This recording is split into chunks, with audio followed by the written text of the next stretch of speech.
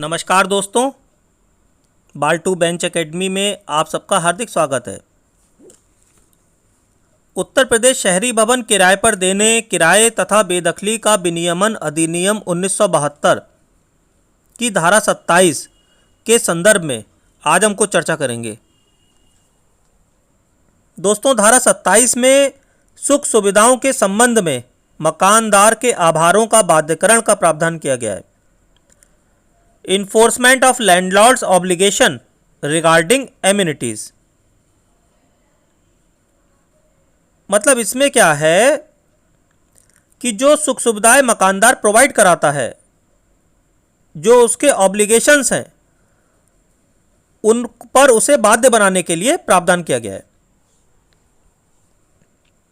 हम इसकी दोनों उपधाराएं पढ़ते हैं तो हमें यह विषय और ज़्यादा क्लियर हो जाएगा। इसकी उपधारा 1 में कह रहा है कि नियत प्राधिकारी किराएदार के आवेदन पत्र देने पर मकानदार से ये अपेक्षा करते हुए उस पर नोटिस तामील कर सकेगा कि वह नोटिस में निर्दिष्ट अवधि जो 1 सप्ताह से अधिक न होगी के भीतर धारा 26 की उपधारा 1 के उल्लंघन में तथाकथित समाप्त हो गई, रोकी गई अथवा कमी की गई सुख सुविधाओं को पुनः स्थापित करे, अथवा ये कारण बताए कि क्यों ना इस धारा के अधीन उसके विरुद्ध आदेश पारित किया जाए। अब आपकी क्या समझ में आया? देखिए, बहुत सरल है ये धारा। इसमें धारा 26 की उपधारा 1 के उल्लंघन में इसका जिक्र आया है। तो सबसे पहले तो आप ये देखिए धारा 26 की उपधारा 1 में क्या है। धारा 26 की उपधारा 1 में कह रहा है कि कोई मकानदार किराएदार द्वारा उपभोग की जाने वाली किन्हीं सुख सुविधाओं को बिना वैध प्राधिकार अथवा कारण से समाप्त नहीं करेगा और ना ही उसको रोकेगा, ना ही उसमें कमी करेगा। तो इस धारा 26 में यह कह रहा है कि कोई भी मकान मालिक जो है, कोई भी भवन स्वामी अपने किराएदार को जो सुख सुविधाएं वो प्रोवाइड करा रहा है, बगैर किसी वैध कारण के उनसे समाप्त नहीं करेगा और ना उसमें कोई कमी करेगा। अब होता क्या है कि इस धारा 26 का उल्लंघन हो जाता है। मकानदार उसकी सुख सुविधाओं में कमी कर देता है या उनको समाप्त कर देता है, तो क्या होगा? किराएदार परेशान होगा। परेशान होगा तो फिर वो कहां जाएगा? प्रेस्क्राइब्ड अथॉरिटी के पास। उसे एक एप्लीकेशन देगा और फिर ये चाहेगा कि प्रेस्क्राइब्ड अथॉरिटी ऑर्डर दे कि ये जो सुख सुविधाएं रोकी गई हैं, इनके संबंध में मकानदार से अपेक्षा की जाएगी कि वो सुख सुविधाएं रोके नहीं और इन सुख सुविधाओं को किराएदार को पुनः एंजॉय करने का मौका मिले। अब आप एक बार फिर से धारा 27 को पढ़िए, अब आपकी समझ में आएगा।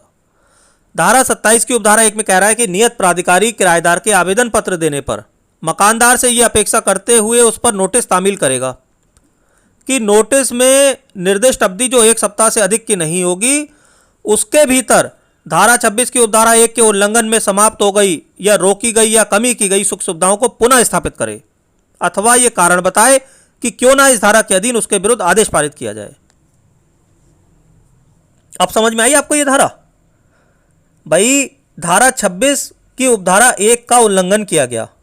धारा 26 की उपधारा 1 पे क्या है कि कोई भवन का स्वामी, कोई लैंडलॉर्ड किसी किराएदार को प्रदान की जाने वाली सुख सुविधाओं में बगैर किसी वैध कारण के कोई कमी नहीं करेगा और ना उनको रोकेगा।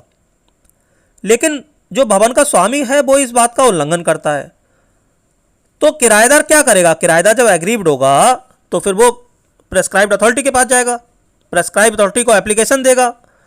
तो प्रेस्क्राइब्ड अथॉरिटी क्या करेगी? वो एक नोटिस इशू करेगी मकानदार के खिलाफ और मकानदार से कहेगी कि नोटिस में जो अवधि है उसके भीतर आपने जो सुख सुविधाएं रोकी हैं या उसमें कमी की है, उनको आप फिर से पुनः स्थापित कर दीजिए और आप ये कारण बताइए कि क्यों नहीं आपके विरुद्ध हम आदेश पारित कर दें। यहां तक आपको समझ में आ गया होगा धारा 27 की उपधारा 1। अब आते हैं धारा 27 की उपधारा 2 पर। पहले इसको बेरैक से पढ़ लेते हैं, फिर हम इसको समझेंगे। इसमें कह रहा है यदि मकानदार उक्त अवधि के भीतर सुख सुविधाएं पुनः स्थापित ना करे अथवा पर्याप्त कारण ना बताए तो नियत प्राधिकारी आदेश देकर किराएदार को अपनी लागत पर ऐसी सुख सुविधा पुनः स्थापित करने की अनुज्ञा दे सकता है और तत्पश्चात किराएदार उक्त आदेश के अनुसरण में अपने द्वारा उपगत ऐसी लागत को मकानदार को ऐसे व्यय का लेखा देने के पश्चात उसे देय किराए में से कटौती करके वसूल करने का हकदार होगा। और धारा 6 की कोई बात ऐसी लागत के संबंध में लागू नहीं समझी जाएगी। तो बहुत सिंपल है, ये सीधी सी बात है। मैं फिर से सारा विषय आपको रिपीट कर रहा हूं।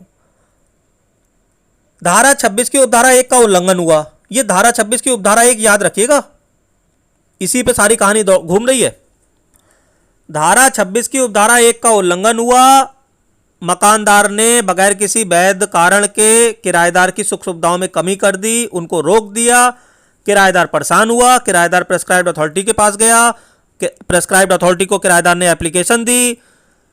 एप्लीकेशन मिलने के बाद प्रेस्क्राइब्ड अथॉरिटी ने मकानदार को नोटिस इशू करा और उससे कारण पूछा कि आप ये बताइए क्यों नहीं आपके विरुद्ध कार्रवाई कर दी जाए, और 1 हफ्ते के अंदर अंदर आप जो भी आपने सुख सुविधाएं रोकी हैं, कम की हैं, उनको आप पुनः स्थापित कर दीजिए। लेकिन अब हुआ क्या उपधारा 2 में कि मकानदार को जो नोटिस मिला तो मकानदार ने उसकी कोई वैल्यू नहीं समझी। उसने ना तो किराएदार की सुख सुविधाएं पुनः स्थापित की, ना कोई पर्याप्त कारण बताया। तो फिर नियत प्राधिकारी क्या करेगा? नियत प्राधिकारी एक आदेश देगा किराएदार को कि ऐसा करो भाई, मकानदार तो मान नहीं रहा है, तो आप ऐसा करो, अपने पैसे खर्च करो और अपने लागत पर आप वो सुख सुविधाएं फिर से स्थापित कर लो। जो ये सुख सुविधाएं आपको दे रहा था, जो इसने रोक ली, तो आप अपना पैसा खर्च करके उस पर वो स्थापित कर लो और उस व्यय का लेखा, ठीक है, जितना खर्चा होगा उसका एक अकाउंट, उसका जो किराया आप देते हो उसमें से कटौती कर लो। तो जो खर्चा किराएदार ने करा, जो किराएदार को लागत पड़ी, वो मंथली रेंट में एडजस्ट कर लेगा। ये बात यहां पर कह रहे हैं। और आगे ये कह रहे हैं धारा 6 की कोई बात ऐसी लागत के संबंध में लागू नहीं समझी जाएगी। अब आपको ये लग रहा होगा धारा 6 की ये बात का क्या मतलब है, तो मेरी आपसे प्रार्थना है कि कृपया करके आप धारा 6 वाला वीडियो भी देख लीजिएगा। उसमें पूरी धारा 6 समझाई हुई है, तो आपको सारा विषय क्लियर हो जाएगा। तो यहां पर हमने धारा 27 देखी। धारा 27 धारा 26 से जुड़ी हुई है। धारा 26(1) का उल्लंघन होने पर किराएदार परेशान हुआ, वो प्रेस्क्राइब्ड अथॉरिटी के पास गया। प्रेस्क्राइब्ड अथॉरिटी ने क्या करा? मकानदार को नोटिस इशू करा कि 1 हफ्ते के अंदर अंदर आप जो आपने सुख सुविधाएं रोकी हुई हैं, वो सुख सुविधाएं आप किराएदार को पुनः स्थापित कर दीजिए। लेकिन मकानदार ने क्या करा? उसने कोई उसकी वैल्यू नहीं समझी।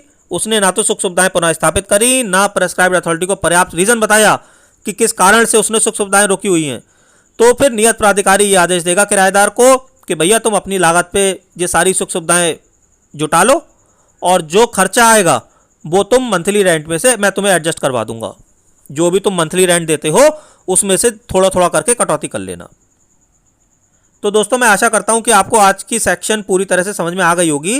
देखिए ये जो सेक्शंस हैं 26, 27, 28, 29, 30, ये मुख्य परीक्षा के दृष्टिकोण से काफ़ी महत्वपूर्ण हैं। अगर इन पर लिखने को आता है तो लोगों की कलम नहीं चलती है, इसीलिए मैं आपको एक एक सेक्शन पर अलग वीडियो बना के दे रहा हूं और खूब घिस घिस के उसे समझा रहा हूं, पूरा उसका ऑपरेशन कर रहा हूं ताकि आपके दिमाग में ये बैठ जाए। आप वीडियो को बार बार सुनिए और बेयर एक्ट को सामने रखिएगा। मैं ईश्वर से आप सबकी सफलता की प्रार्थना करता हूं। अगर आपको मेरा प्रयास अच्छा लग रहा हो तो मेरे चैनल को सब्सक्राइब जरूर कीजिएगा और वीडियो को लाइक कीजिएगा। धन्यवाद।